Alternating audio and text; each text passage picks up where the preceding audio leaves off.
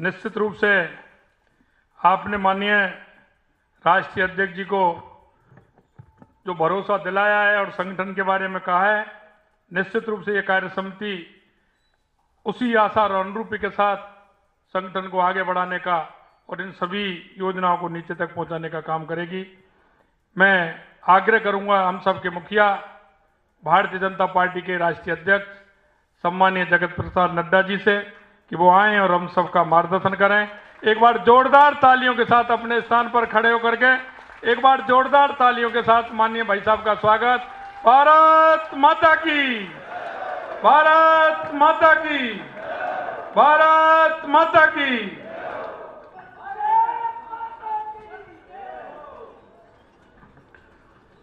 आज के प्रदेश कार्य समिति के बैठक में उपस्थित भारतीय जनता पार्टी के बहुत ही कर्मठ और जुझारू अध्यक्ष श्री सतीश पुनिया जी,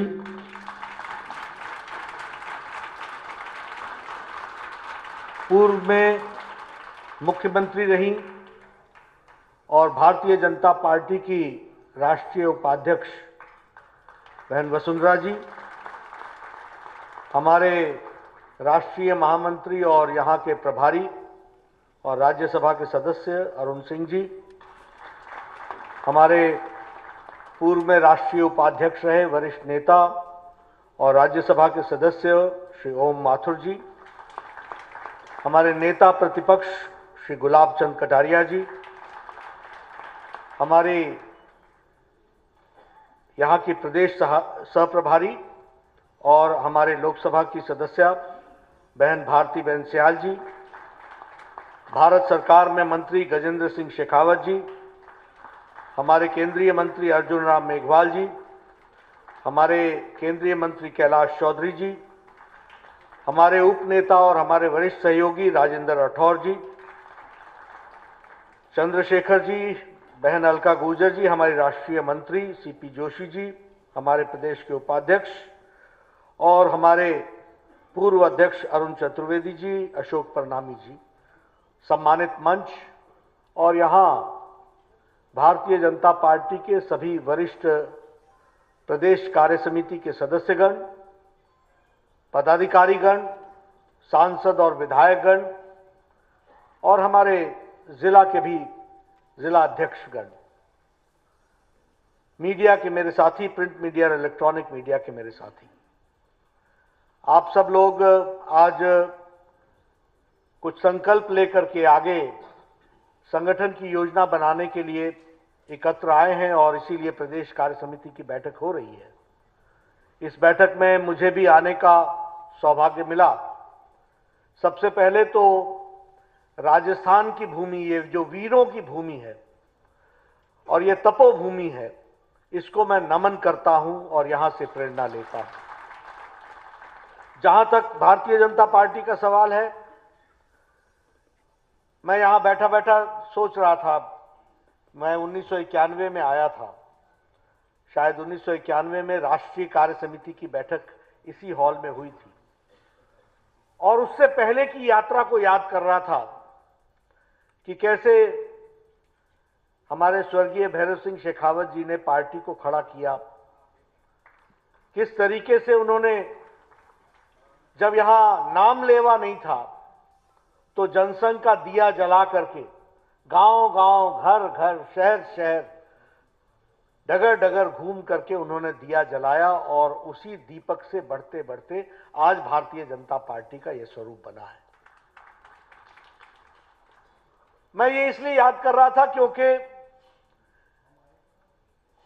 जब हमें कुछ हासिल हो जाता है तो हमें उसका महत्व समझ में नहीं आता और मैं हमेशा कहता हूं कि उजाले का महत्व तब होता है जब अंधकार के कहर को जानना हम सीख लें। जब अंधकार हमको पता होता है कि उसकी त्रासदी क्या है, तो फिर उजाले का महत्व और बढ़ जाता है। आज हमारे लिए बहुत खुशी की बात है कि कमल खिल रहा है, हर जगह पर खिल रहा है और इसमें भी कोई अतिशयोक्ति नहीं है कि यहां भी कमल खिला है, आगे भी खिलेगा, इस बात को हमको ध्यान में रखना चाहिए। पार्टी ने बहुत अच्छा काम किया है, न्यू इनिशिएटिव्स भी लिए हैं। उन न्यू इनिशिएटिव्स के माध्यम से पार्टी को मजबूती प्रदान करने का काम चल रहा है। आप लोगों ने शिक्षण का काम भी लिया, प्रशिक्षण का काम भी लिया, बहुत हद तक वो पूरा हो गया है। मेरा आप सबसे एक निवेदन है, और वह निवेदन इसलिए है क्योंकि हम Bharatiya Janata Party is a mass organisation with a cadre based cadre, यानी हम मास ऑर्गेनाइजेशन है, हमारी जनता में छवि है, लेकिन हम काडर बेस्ड हैं। और इसलिए काडर बेस्ड होने के कारण कैडर को मजबूती प्रदान करना यह हमारी जिम्मेवारी बनती है। और इसीलिए जो आह्वान हम सब लोगों ने दिया है, सशक्त मंडल, सक्रिय बूथ और सक्रिय पन्ना प्रमुख, ये 3 लक्ष्य हमको 2021 में पूरे करने हैं। 6 अप्रैल स्थापना दिवस से पहले सभी मंडल सशक्त हो जाए, इसकी हमको चिंता करनी पड़ेगी। और इसलिए जब हम संगठनात्मक विषय की बातचीत करते हैं तो मैं आप सबसे निवेदन करूंगा कि आप ये रचना कीजिए, यहां इस कार्यकारिणी की बैठक के पश्चात योजन कीजिए कि कैसे सारे सशक्त मंडल हो सकते हैं, और उनकी तारीख 6 अप्रैल है। दूसरी तारीख है 25 सितंबर, दीनदयाल जी की जयंती। तब तक हमारा बूथ का गठन पूरा का पूरा हो जाना चाहिए। कोई भी बूथ ऐसा नहीं रहना चाहिए जहां हमारी बूथ कमेटी नहीं बनी, और कोई भी बूथ ऐसा नहीं होना चाहिए जहां महिलाएं ना हो, दलित भाई ना हो, ओबीसी ना हो, अति पिछड़ा ना हो, युवा ना हो। इन सब लोगों को साथ जोड़ करके हमको समिति बनानी है, और यह समिति को नीचे धरती पर उतारना ये हमारी जिम्मेवारी है।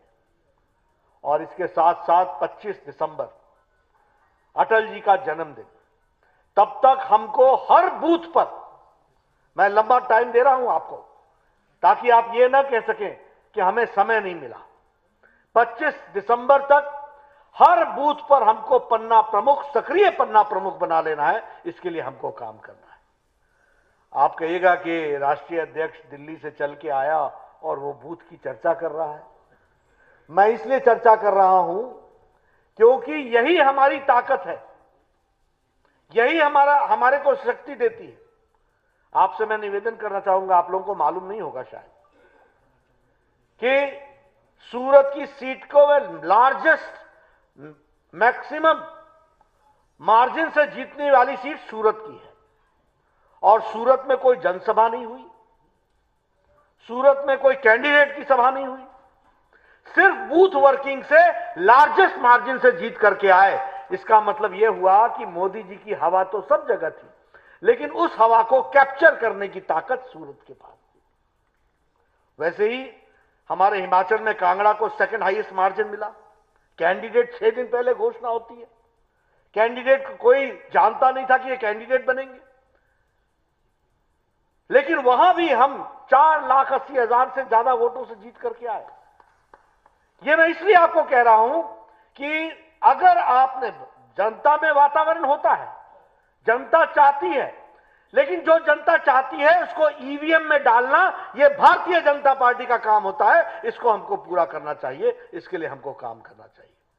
और इसीलिए मैं निवेदन करना चाहता हूं, मुझे याद है, यहां की भी मैं बात करूं, हमारे पाली के सांसद बैठे हुए हैं, उन्होंने जिस तरीके से बहुत से एक्सपेरिमेंट्स किए हैं वो हमारे ध्यान में है।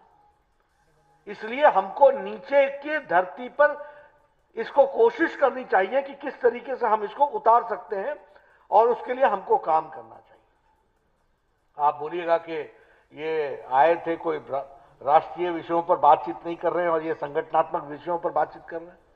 मैं इसलिए कर रहा हूं क्योंकि यह जो मूल बातें हैं जिससे भारतीय जनता पार्टी और जनसंघ खड़ी हुई, उसको वापस हमको मजबूती प्रदान करना है और उस ताकत से आगे बढ़ना है। एक बात आपके जहन में नहीं आती होगी शायद, आजकल हमारे नेता प्रवास भी दिन में करते हैं, शाम को वापस होते हैं।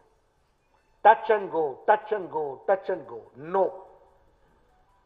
प्रवासी कार्यकर्ता ऐसे होने चाहिए जो रात को रहे, पार्टी को समझे, अंदर की बात जाने, कार्यकर्ताओं में क्या चल रहा है उसको पहचाने और उनके साथ खड़े होकर के पार्टी को सजग कार्यकर्ता के रूप में सजग संगठन बनाए। इस बात की भी हमको कोशिश करनी होगी। इसलिए we will have to increase the number of people who travel and who take tour for party and organisation. मैं जो बात आपसे कर रहा हूं वो बहुत कम लोग इनकी चर्चाएं करते हैं, क्योंकि हमको लगता है कि बस हम गए, बैठक ली और बैठक लेकर के आ गए। नहीं, ऐसा नहीं होता। बहुत सी चीजें ऐसी होती हैं जिसकी जानकारी हमको इनफॉर्मल टॉक्स में मिलती है, वो फॉर्मल टॉक्स में नहीं मिलती है। और इसीलिए आपसे मैं निवेदन करना चाहता हूं कि संगठन की दृष्टि से भी आप इन बातों की चिंता और चर्चा करें। एक मैं हमेशा कार्यकर्ताओं से कहना चाहता हूं, यहां बैठे हुए लोगों को भी मैं निवेदन करना चाहूंगा, जाने अनजाने में हम ये समझ बैठते हैं कि हमें सब कुछ पता है, और यह कार्यकर्ता और नेता के स्थूल होने का, खड़े हो जाने का यह पहला लक्षण होता है। मैं चर्चा नहीं करना चाहता, लेकिन हमने सेल्फ एनालिसिस ये लगभग छोड़ सा दिया है। और कई बार मैं किसी से बोलता हूं, बताओ तुमने पिछले 1 महीने में क्या काम, नड्डा जी हमको आप काम बताएंगे, मैं तो 1970 से कर रहा हूं, इसे जानता ही हूं सब कुछ। सच्चाई ये होती है कि हमारी प्रोडक्टिविटी घट जाती है और हम टारगेट नहीं रखते, और टारगेट के साथ साथ समय के साथ टारगेट को नहीं जोड़ते। मेरा सभी यहां के बैठे हुए लोगों से निवेदन है, अपनी सेल्फ एनालिसिस शुरू करो।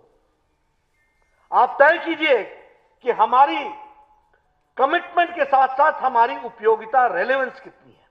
And politics is a place where you have to be relevant.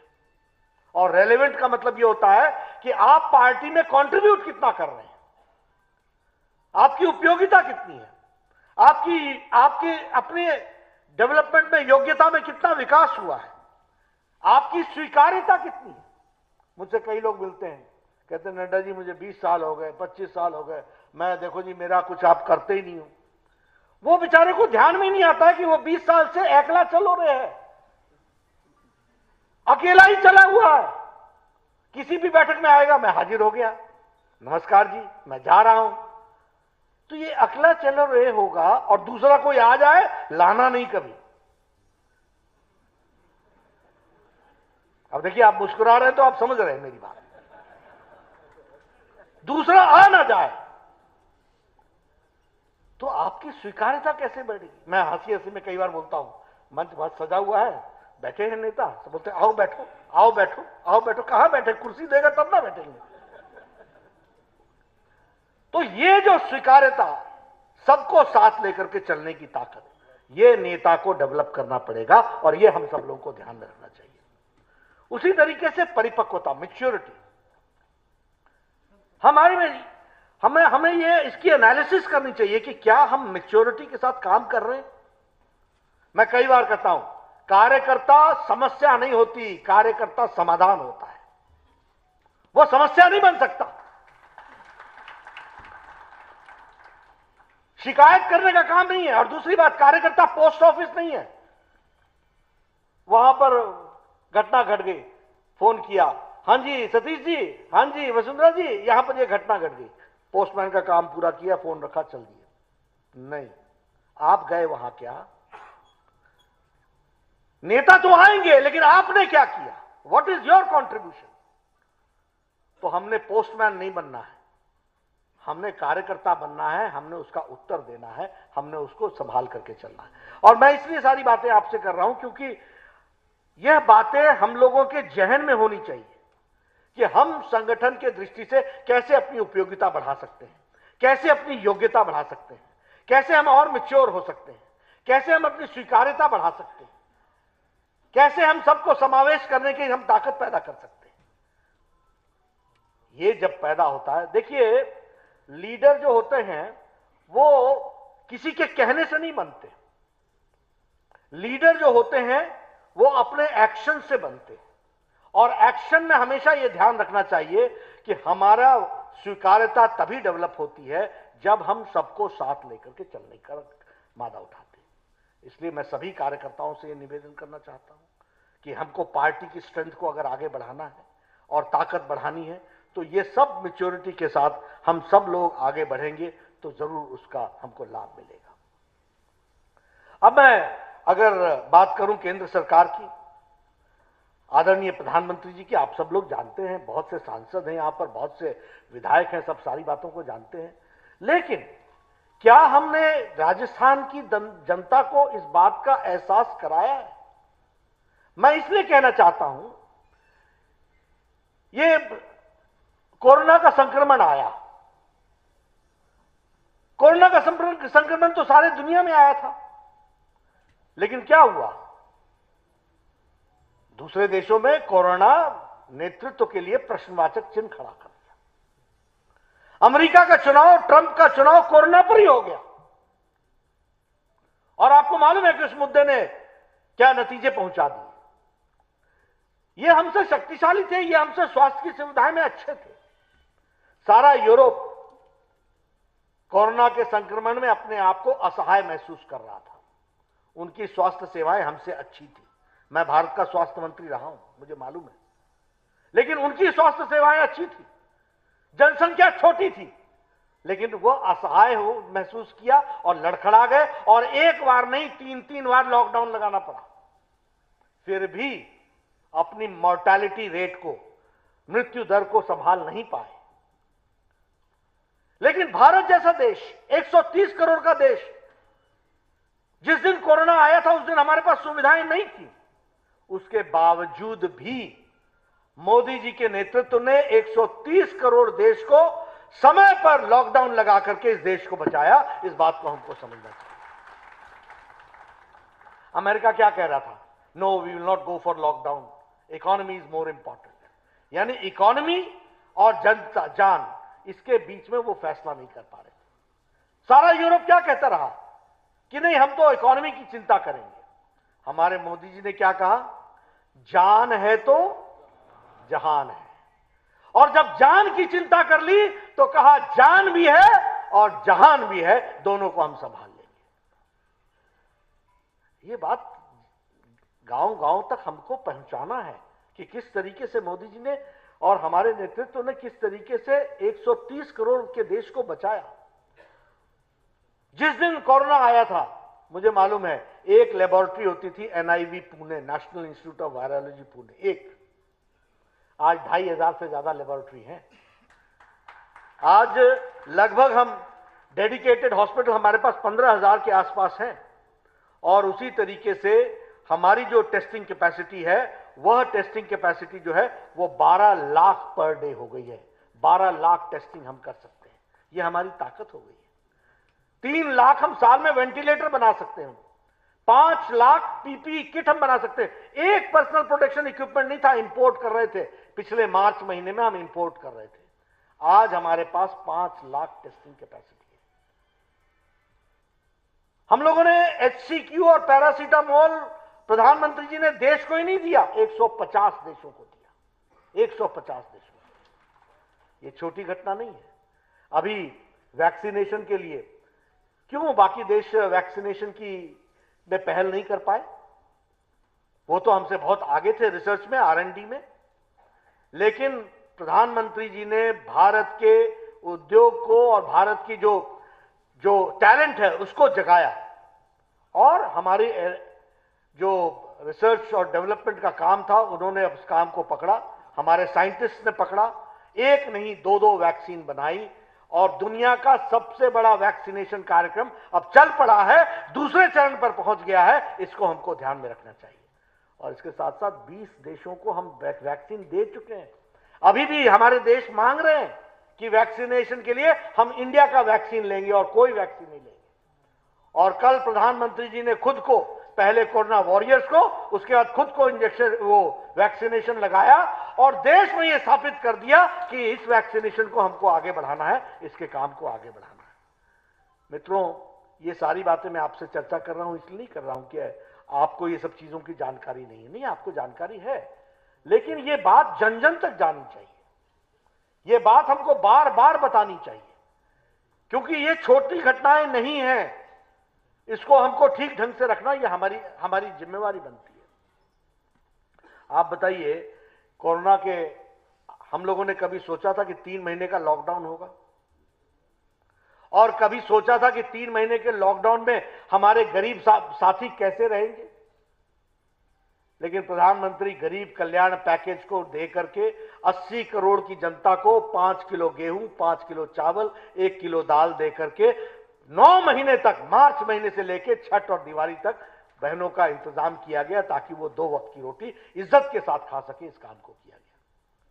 इसी तरीके से बहनों को 20 करोड़ बहनों को 500-500 रुपए पहुंचाने का काम किया गया। मैं ये सारी घटनाएं आपको इसलिए सुना रहा हूं क्योंकि यूएनओ ने भी और वर्ल्ड हेल्थ असेंबली ने भी, दोनों ने ये कहा, director general world health assembly ने कहा, mister Modi has not only answered the health issues, he has answered and addressed the economic issues also which is noteworthy, ये उन्होंने कहा। उसी तरीके से यूएनओ ने कहा कि ये जो प्रधानमंत्री गरीब कल्याण पैकेज है और आत्मनिर्भर भारत है, यह बहुत ही प्रशंसनीय है।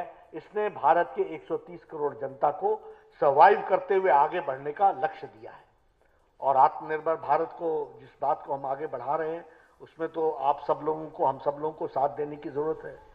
और ये अपना राजस्थान जो लोकल हैंडीक्राफ्ट से लेकर के हर एक प्रोडक्ट्स के लिए जाना जाता है, यहां के प्रोडक्ट्स के दृष्टि से जो काम हो रहा है उसको हमको वोकल फॉर लोकल बनने की आवश्यकता है।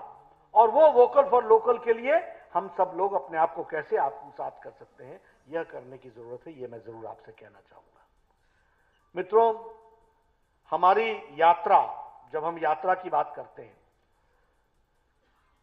मैं बार बार छोटी छोटी बातों की चर्चाएं इसलिए कर रहा हूं क्योंकि हमारी क्लैरिटी होनी चाहिए कि हमारा रास्ता क्या है और हम चले कहां से थे। आप देखिए, हम जब सरकार में नहीं थे और हम विपक्ष में रहा करते थे तो हमको लोग छेड़ा करते थे। क्या कहते थे? जनसंघ और बीजेपी का इकोनॉमिक मॉडल क्या है? What is your economic model? जो पुराने लोग होंगे उनके ध्यान में होगा, उनको छेड़ा जाता था। छेड़ा शब्द इसलिए बोल रहा हूं क्योंकि वो समझते थे कि इकोनॉमी के चैंपियन अगर हैं तो हम ही हैं और कोई नहीं है। लेकिन उनको क्या मालूम था कि जनसंघ के प्रस्तावों से निकला हुआ एकात्म मानववाद बढ़ता बढ़ता अंत्योदय तक पहुंचेगा। और राजस्थान की धरती से भैरव सिंह शेखावत जी के माध्यम से शुरू हुआ अंत्योदय, देश में जनता पार्टी आई तो अंत्योदय योजना को आगे बढ़ाया गया। और क्या था अंत्योदय? अंत्योदय यही था कि समाज सुखी तब रहेगा जब पायदान में खड़ा अंतिम व्यक्ति, जब उसकी चिंता होगी तभी समाज सुखी होगा। और लेफ्टिस्ट क्या बोलते थे? ना कुछ नहीं, सिर्फ पेट ही इंपॉर्टेंट है, यानी भूख महत्वपूर्ण है। दीनदयाल उपाध्याय जी ने कहा कि भूख के साथ साथ मन भी महत्वपूर्ण है।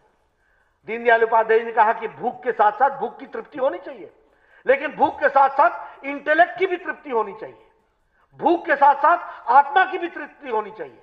इसलिए मन, बुद्धि, आत्मा, भूख, ये सबकी तृप्ति होगी और सिर्फ अपनी नहीं होनी चाहिए, अपने पड़ोसी की भी जब होगी तभी समाज में शांति आएगी, तभी समाज मंगलमय होगा, तभी समाज आगे बढ़ेगा। ये बात उन्होंने उस समय कही।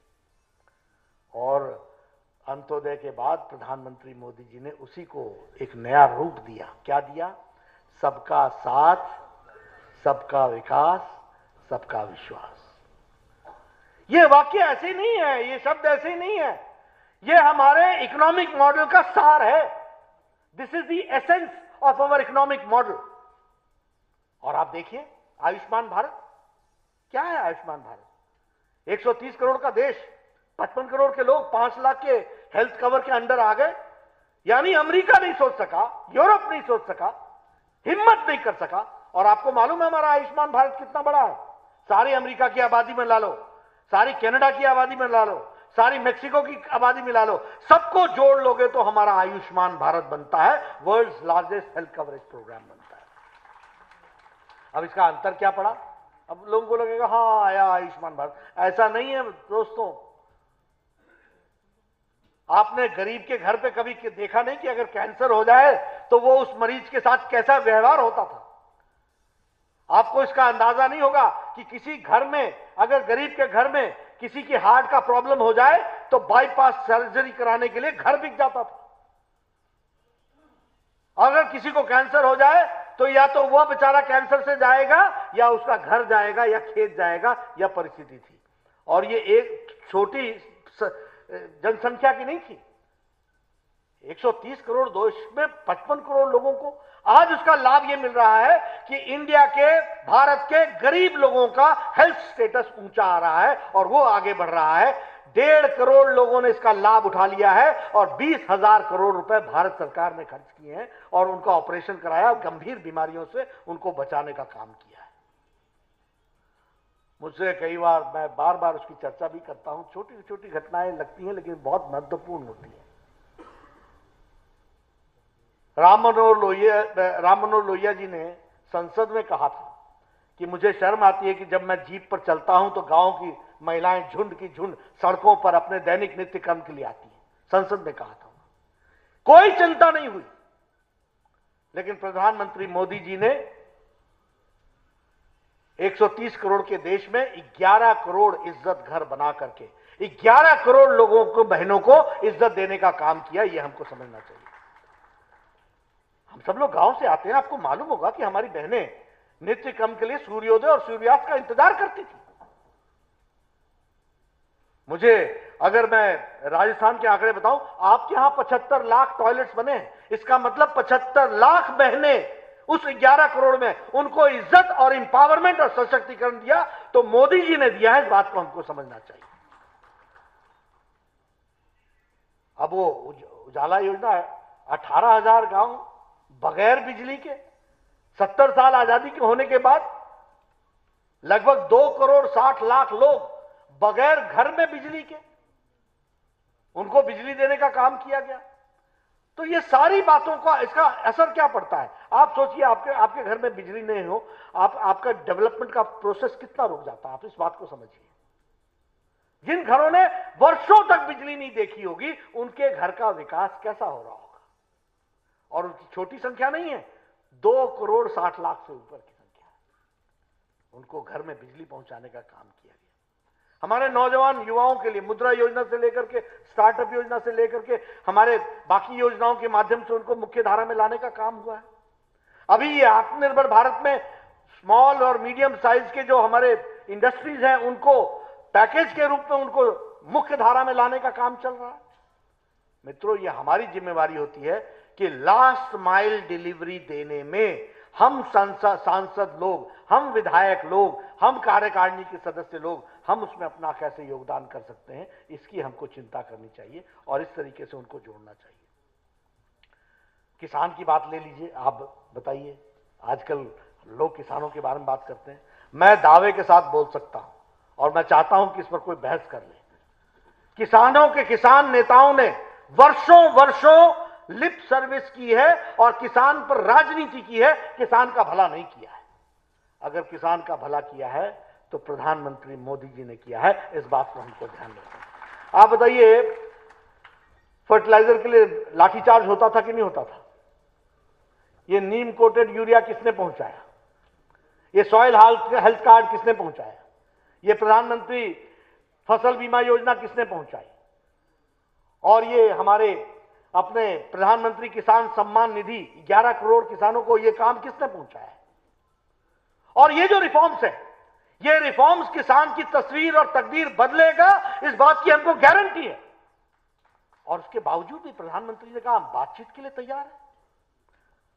प्रधानमंत्री जी ने कहा कि ये ऑप्शनल है, करना चाहो करो, न चाहो न करो, ये तुम्हारी मर्जी है। लेकिन मैं आपसे पूछता हूं, मैं सबसे पूछता हूं, बताओ रिफॉर्म्स में कौन सी चीज है? और मैं कांग्रेस और कम्युनिस्ट पार्टी पर तो चर्चा ही नहीं करना चाहता, क्योंकि ये तो वो है,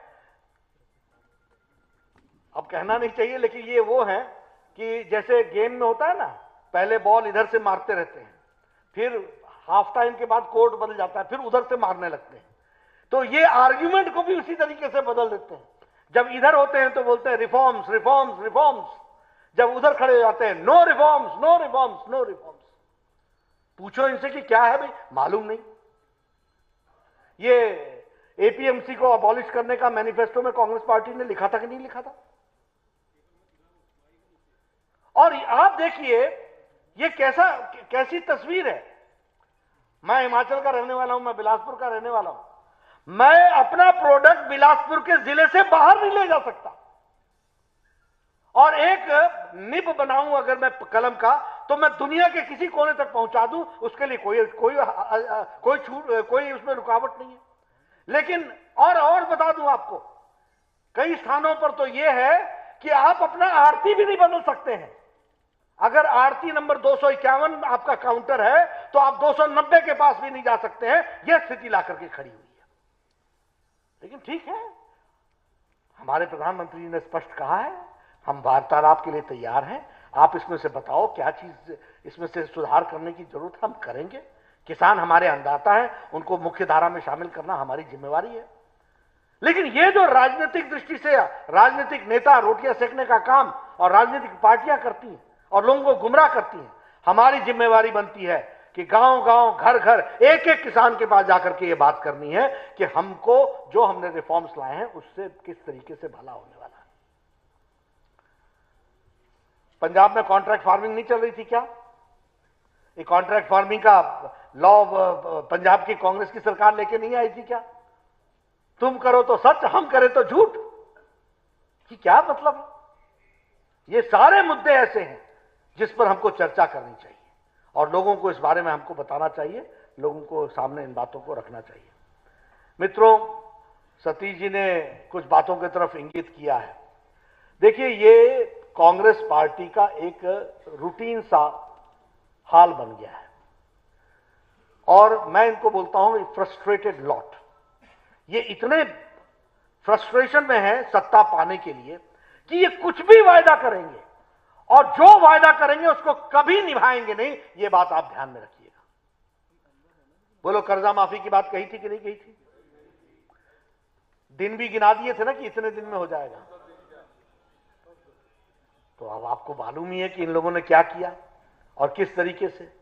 और दुख के साथ कहना पड़ता है, मैं पिछली बार आया था तो मैंने बताया था कि दलितों पर यहां बहुत अत्याचार हो रहा है, दलितों के साथ अन्याय हो रहा है। आज राजस्थान दलित अत्याचार में नंबर 2 पर खड़ा है, कोई सुध नहीं है। अगर हम बात करें क्राइम रिकॉर्ड्स की दृष्टि से, जैसा इन्होंने बताया 21% बढ़ गया है crime record. National crime record bureau का ये आंकड़े हैं। अगर हम बात करें, अभी मुझे बताया गया था कि राजेंद्र राठौर जी ने विधानसभा में भी इस विषय को रखा था, centre for monitoring Indian economy की दृष्टि से 15.3 बेरोजगारी बढ़ गई है। हम रोजगार देंगे। मैं कई बार बोलता हूं, कांग्रेस के नेताओं को रोजगार के विषय पर जानकारी जीरो है। इनको मालूम नहीं है, ये पॉपुलिस्ट स्लोगन में बातचीत करते हैं। रोजगार अकेला रोजगार नहीं आता जब तक कि समाज के अंदर कंड्यूसिव एनवायरनमेंट नहीं बना, तब तक रोजगार नहीं आता है। अगर दलितों के साथ अत्याचार होगा, अगर क्राइम रिकॉर्ड का ये हालचाल होगा, तो कौन आएगा यहां? और उसी तरीके से अगर हम देखें ये ट्रांसपेरेंसी इंटरनेशनल की रिपोर्ट को, तो राजस्थान भ्रष्टतम राज्य बन चुका है। मतलब हम राजस्थान में पहले या दूसरे नंबर पर ही हैं। किन चीजों में? क्राइम में, करप्शन में। अच्छा नहीं लगता, लेकिन दुष्कर्म और रेप में नंबर 1 राजस्थान खड़ा है क्राइम रिकॉर्ड के अनुसार। रेप्स में यह महिलाओं की स्थिति आकर के खड़ी हो गई है। और ये क्यों हो रहा है, इसको भी समझिए। जब राज्य करने की प्रायोरिटी नहीं होगी तो राज्य होगा कैसे? मेरा चार्ज है कि वर्तमान सरकार, गहलोत सरकार का प्रायोरिटी सुशासन देने का नहीं है, प्रायोरिटी कुशासित राज्य के रूप में बढ़ने का है। इसको हमको समझना चाहिए और इसीलिए ये हमारी जिम्मेवारी बन जाती है कि आने वाले समय में लॉक स्टॉक एंड बैरल के साथ इस सरकार को नमस्कार और भारतीय जनता पार्टी का कमल खिलाना है। इसको हमको आगे बढ़ाना है, इसके लिए हमको काम करना पड़ेगा। बजट के बारे में आप लोगों ने चर्चा की ही है।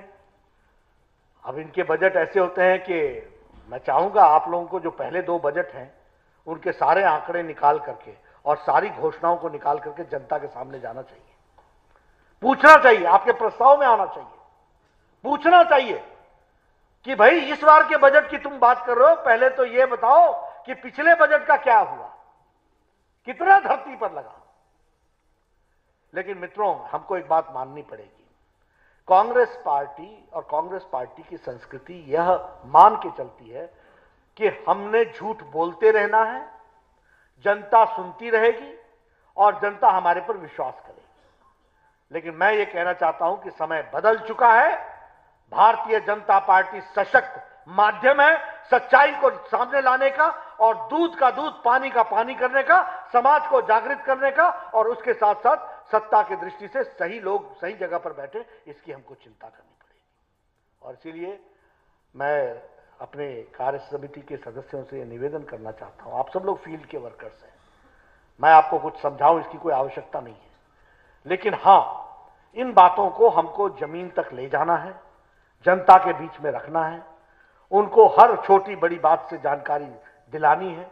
वह आपके साथ खड़े होने के लिए तैयार है और यहां पर भी कमल खिलाना है, उसके लिए हमको काम करना पड़ेगा।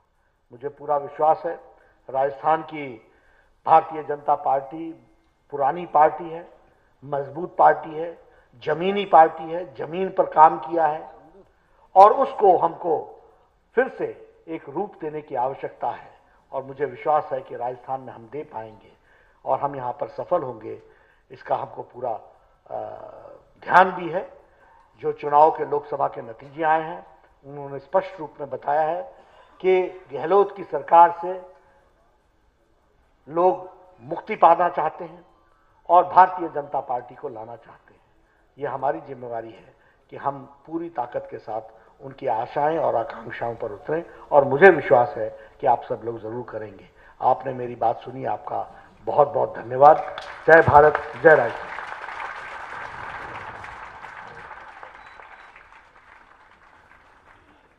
तो भारतीय जनता पार्टी के राष्ट्रीय अध्यक्ष जेपी नड्डा को आप सुन रहे थे, तमाम मसलों का जिक्र किया, उनकी मौजूदगी यहाँ पर है और जिस तरीके से उत्सुकता भी देखी जा रही है कार्यकर्ताओं में, उसका भी उन्होंने जिक्र किया कि पहली बार मौका है राष्ट्रीय अध्यक्ष बनने के बाद जब पहुंचे हैं,